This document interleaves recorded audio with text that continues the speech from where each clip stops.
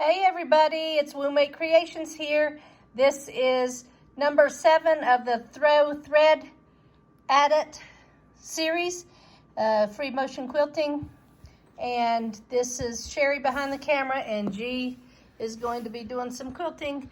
And this is the, Number 7. Number Did you say 7. that? Yes, I said that. Okay. So for this one, we're gonna start right here on this vine, and oh, let me see. There we go. And we're gonna go up and down this to make it really pronounced. So I'm gonna start up here. I'm gonna head down this way. Now, when you're doing a line like this, it's not easy to go backwards and see where you're going. So you'll want to tilt your quilt a little bit, and then you can go a little bit sideways at it so you can actually see where you're going. And come back down again. And then we're gonna start doing some ribbon candy. So I like to do it, it's however you're comfortable. Am I really gonna have hiccups while we're trying to film? Yep. Okay. So I'm gonna start down here. Let's see. I'm gonna start right here and just try to get that shape in there at the bottom. And then it'll start taking form at the top. Now, ribbon candy's not so easy when you're not going like on a border where it's a measured thing. We're doing different sizes here, but trying to just make them touch.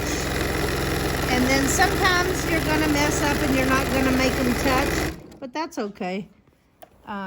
In the grand scheme of things, if you look, I mean, it's so pretty. And nothing is perfect. And so you have to do what makes you comfortable. I'm more comfortable doing these, you know, in this direction. So that's what I do. I make sure I turn my quilt to where I'm doing them that makes me feel comfortable. Okay. And I am actually gonna tie this off. And then I'm gonna start back down here because that's the motion it feels comfortable for me to do it at. And ribbon candy, you should practice on a piece of paper or something before, or actual, quilt sandwich or something, before you go to your quilt to do it. That way you can get your brain to remember what you're doing. Yeah. And on any motif, it's always best to test your thread and your tension and everything on a quilt sandwich. That's similar to what you're going to do. Similar. Sometimes I will draw the shape with a Sharpie on my quilt sandwich, and try to work my pattern out accordingly. But when it's little like that, it's hard to see it taking place.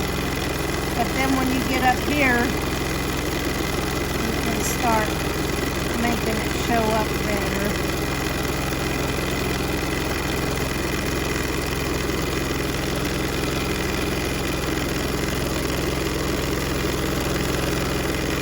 On these leaf panels, you really have to start ahead of time to see where your leaves end and where they begin. I did go over just a tad bit right here, but it's okay. It'll be fine. So we're gonna tie this off and cut it, and we'll show this. And here, show this one because I've already cut the threads on this one. There it is. So hope you enjoyed this little segment, and we'll be back for more. Peace out, y'all. Okay, so remember how I was saying you have to know where your leaves are? That way you know where you're going, and you have to determine ahead of time what you're doing. Well, I had stopped right here, which I don't know. I obviously I lost my mind, so I didn't. The leaf comes all the way up here, so I have taken this part out, and I am going to meet up with this and start doing it all the way up here at the top where I totally missed out a minute ago doing. So now it's done. And then I'll just have to bury those threads that that I started over here.